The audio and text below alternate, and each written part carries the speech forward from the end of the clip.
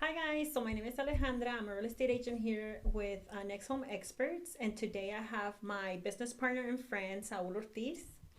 Hey everybody, my name is Saul Ortiz. I'm your home advisor, and I'm with TLC. Other people call me Saul. Some other people call me a hero. It's up to you to see what you may be calling me as. But it's great to be here with Alejandra. It's always been a pleasure. Yes, as always. Is having that consultation of what's that upfront cost. And that's something like I was mentioning that I find very, well, to me, scary as an agent.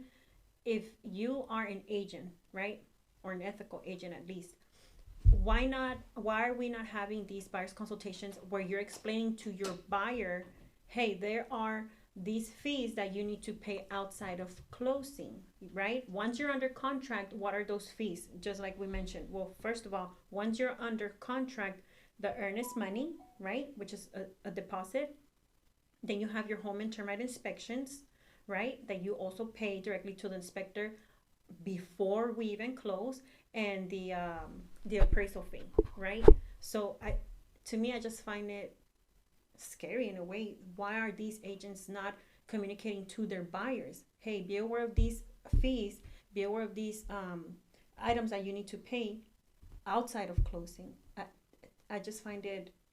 Why are they not having that conversation? Why are they not preparing their buyers? Why are they not setting those expectations? It just blows my mind, to be honest. Doesn't matter if you're a first time home buyer or second time buyer. It's I like to meet with my clients at the office. I like to set the expectations, really walk them through what to expect. Before you even go out and look at properties, get with a local lender that will explain to you your financial, not your financial situation, but that would explain to you your your loan, Or financial yes. capabilities and what. And then with that, then I go into the, what to expect once you've been pre-approved, what to expect once you go under contract. That's how I like to deal with my buyers. I really take a lot of pride in, like, really, to me, it's not just another transaction. It's more like, hey, I'm here to help you. I'm here to walk you through this buying experience, and I'm also here to educate you. I mean, and then I would you on say your side of on my side is like the. there's pitfalls that people can avoid when financing their home, and some of those are just not getting prepared, not having the right expectations.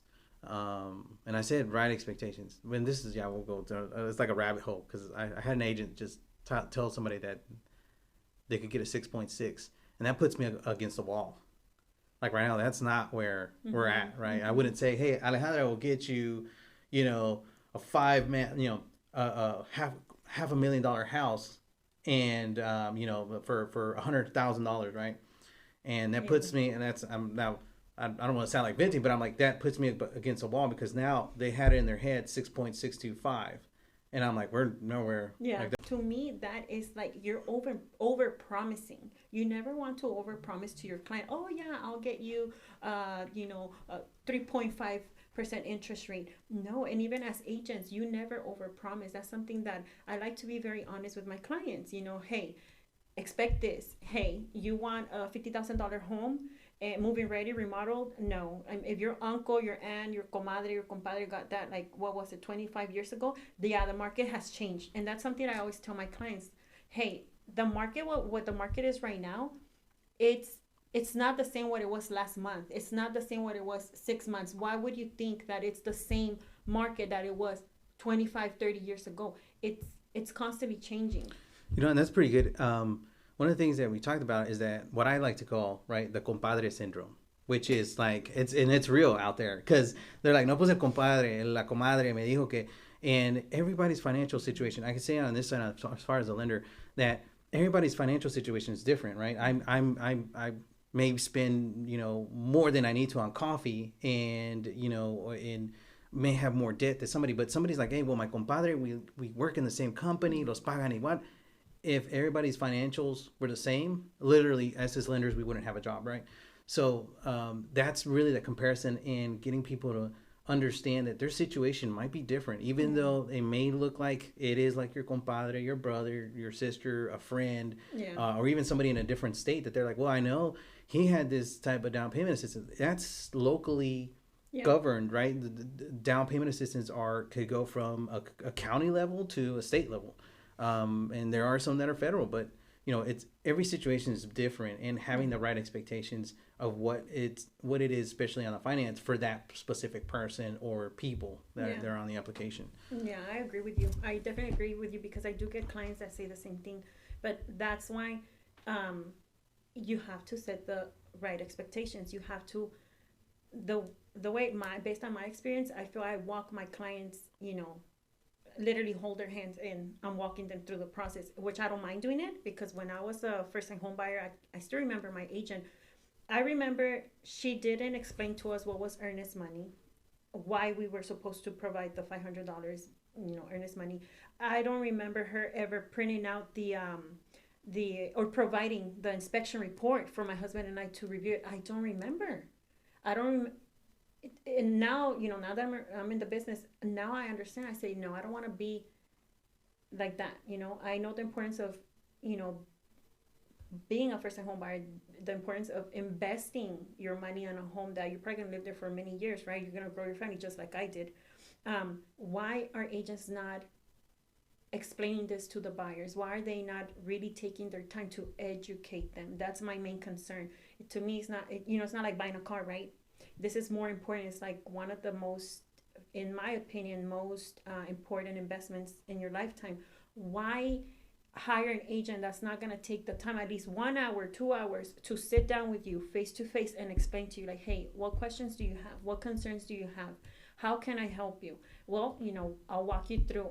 To me, I just find it, just like I mentioned it earlier, it's just insane why we're not having these conversations with buyers.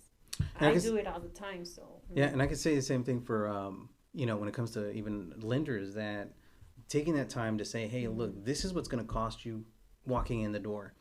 This is the amount. I mean, it's always going to be an estimate, right, until right before they close, but you should get an idea, right at the time that you make an offer. You should already know roughly what you're going to be paying, right? The worst, and I always tell people, to get the best possible experience is getting prepared ahead of time. Sometimes that may take, believe it or not, maybe a couple months ahead of time, from 6 months, right?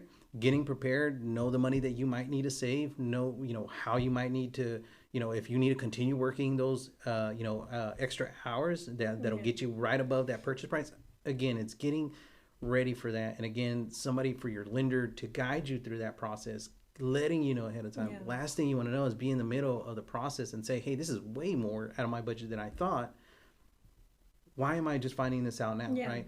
And we talked about how, having both that hand, getting, your hand held through the process, the same thing for us as lenders. That it's very important for us to say, hey, look, this is what's going to cost you. This is where, financially it's going to be for you. It may look like down the road. And, avoid some pitfalls. Hey, and then also another thing that I've noticed, Saul, because I do host open houses, and I get a lot of people, I ask them questions like, hey, are you looking? Have you been pre-approved? And I do get a lot of people that they're not pre-approved and they're out looking for properties. What advice would you give to that people that want to buy a home, but they're not starting the loan application process? What advice would you give to them? That's a good advice. So that's a good question. So I get it, right? So if people are, let's say you're killing time. I've always said it, nobody ever wakes up from one day to another and say, I'm gonna buy and finance a home, right? That's a decision that usually takes time, that builds up, right? So if you're wanting to see what's out there and you're curious, open house, I think we've talked about it. I think it's a great opportunity to just say, let me see what's out there, right? But once you get to the point of saying, okay, now we're more serious about making an offer, and that's the key word, is like, I want to move forward, I want to make an offer. That's really when the process of, you should be talking to your loan officer, right? Local loan officer that kind of, as we mentioned, that goes over that, holds your hand and says, this is the expectations, right? And it's that at that point that I would recommend you get with your lender, talk about what's your budget. You may be qualified for way more than you thought, and that's great. But is it going to be in their budget? Is it the funds that you have available? Yes. What does that look like? But once you take that step, you walk into the open house, you're kind of looking around, maybe that commitment's not there, that's fine. But once you're looking and now you're wanting to commit, you may be interested in that specific home. As soon as possible, I would say get with your loan officer, get with the lender, see what your options are, because at that point we know the importance of, once you go under contract, once you make that offer, that's really when things start to move and people don't see how serious it is. And so I would recommend saying, if you're, there's nothing wrong for somebody just kind of, looking at what's out there in open house. But if you're the more serious buyer and you've been thinking about it and you want to make that leap, it's better at that point, way before making an offer, see what does your financial situation look like. So, that way you know your budget, if even they qualify for down payment assistance. Yeah, and other opportunities. Sometimes it comes out that where they might be at an open house and say, well, look, I may not qualify. I'm living with a roommate, and he pays my rent. Well, guess what? That could get you qualified if your roommate's going to move in with you. Hopefully it's somebody you like, because then they're going to be there for a long time, and they don't even have to be on the loan. It's just so. Every situation, again, it always starts out somebody's back of the back of their mind saying, hey, look, I'm thinking about buying a home, right? Yeah. As it gets serious, as you want to move forward towards that, then that's when I would recommend get with your lender, go over some scenarios. I always say, if nobody ever runs a triathlon or in a race just from one day to another, put down the donut and then start running, right? It's like, it takes time, it takes conditioning. You start off by walking, and that's what I mean. Is like, once you go under contract, I see you're in the race. At that time you should already know, you should be conditioned in some way. Exactly.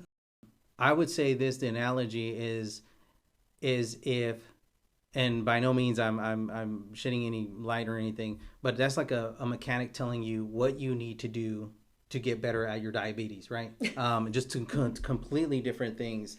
And the same for as the lender, somebody that says, the lender says, hey, look, you should be able to buy a $500,000 home for, under 100K, is just completely out of what they're normally or trained or in their expertise. If an agent, same as a lender, are kind of pushing something as far as what real estate looks like, as far as the lender, or even the real estate or an agent saying, hey, this is what your rate should be, they don't know that. They don't have the information to determine that. I can't look at somebody and say, hey, you could get a lower rate than so and so. It just doesn't happen that way, right? But that's a very good question. An agent shouldn't be taking the role of something where they may not be proficient in, and the same for the lender. So in a transaction, I mean, for me, for an agent that should only be responsible for, the real estate agent, is going out to look, showing properties to your client, taking care of the offer, presenting it on time. If the seller decides to present the counter offer on time as well, respond to it on time, schedule inspections, home and termite, and just the contract side, the offer side. Yeah, when it comes to again, that separation of the finance and what's out there in the real estate and what the home has, what somebody's looking after, there's always has to be that separation. And people have to keep in mind that financing and then the home itself are two completely different things. And in my case, what we do is just ensure the feasibility of, like, what does this person can finance? What does that look like? The property is just, as we see it, an asset for whatever we're going to go ahead and lend somebody money, right? So as long as it appraised, we're good. But really what we take over is, how are you going to pay us back? Can this person have the ability to repay back the loan? And that's digging into, and I say digging in because sometimes buyers get, they get surprised and say, hey, look, they're calling my employer. Is something all right? We're going to be calling, confirming. We do our homework up front. That's at the stage that you're under contract. We're squaring away, making sure that you do work where you say you work. You are, by the end of the day, that by the time that you close, we know who you are, where you've worked, what you've done. And it's not in a way where it's evasive or anything like that, but it's really saying, can this person pay us back? Again, we've talked about it multiple times. This is hundreds and thousands of dollars, right? Some I had this situation when somebody said, well, Saul, it's only 150,000, right? And so can I just produce this document and then will that be enough? I'm not asking for $1 million, right? Yeah. $1 million to 50 million. Process is exactly the same. Putting more money down, could change what it looks like as far as payments and things like that, but the actual process, the information that we need does not change based on the loan amount. So that's what we look for. The biggest risk is misrepresentation as far as the information that's provided. What it does is that maybe the borrower doesn't know exactly and may ask, again, a person that may not be proficient of what they're asking for, and or be adding additional information that may or may not be true. Yeah. They may not know it's true or not, but then what that does is it gives us a different view of what their finances look like. So it's just misinterpreting what it's requesting, what items are needed, and how they could be financed. That's why we always leave it for the buyer. They could fill out their own application. They could submit it even if they don't know, or even if they themselves are not sure. Mm-hmm. But that liability, that information, that liability doesn't go to the third party. It's saying, hey, the person, I applied for this. I may not know the answer what you're asking, and that's okay. But when it comes to a third party, is that liability of saying, hey, I might misrepresent what this person is saying, what they say they have in assets. I say this all the time, but that's like saying, well, Saul has some GI Joes, right, that he could sell it on eBay. Those things are going to be worth $50 million, right? So $50 million in assets. Well, that's not technically an asset until it's sold. So things like that, and of course that's an extreme scenario, but it's just a misrepresentation of what the buyer about the buyer's financial information. Yeah, that's really what it is. And my role is taking care of the contract, showing my client the homes based on the criteria that we went over. But the financial side of the transaction, that's all Saul's. I don't touch any of their documents. That I always do provide one once my client has decided that they want to submit an offer on a property. I explained to them many times, like, hey guys, my estimate, the estimate that I provide, it's not gonna match sometimes with the one that Saul has, because of course we use different charts, different, so it's just to give you guys a range of, okay, keep in mind, like, how much should I have in my savings, how much should I have put to the side, so when we get to closing I have that, that amount. But yes. So another thing, I know that when you have your consultation with my clients, that I know you take great care of, I know that you provide the pre-approval and then the estimate. The loan estimate. And it's something that has worked well with us, where, again, you provided that could be in a rough ballpark of what that looks like, and that keyword of the right expectations and saying that's a ballpark. Because when we do the estimates, when we send out loan estimates, we are calculating what may or may not be added, which is mortgage insurance, right? Yeah. Mortgage insurance is like saying it's an insurance on the loan that person by person, based on their DTI and whatever factors, changes. So it may be off by, it could be off by 100, maybe off by 200, right? And so they're going to ask that question, why is that the difference, right? Our loan estimates, again, could tend to be a little bit higher, but the thing with us as lenders is that we're on the hook if we estimate at the time that we send out a loan estimate, and by the time that they're under contract and we're closing, if that estimate isn't within a 10% variant, then the lender pays the difference. Oh, wow. So the what happens is that we get a general average of certain fees and costs, typically a little bit on the high side. I always say it's not to scare people, but we always want to make sure we're within that range, not just for us, but the expectations for the buyer, right?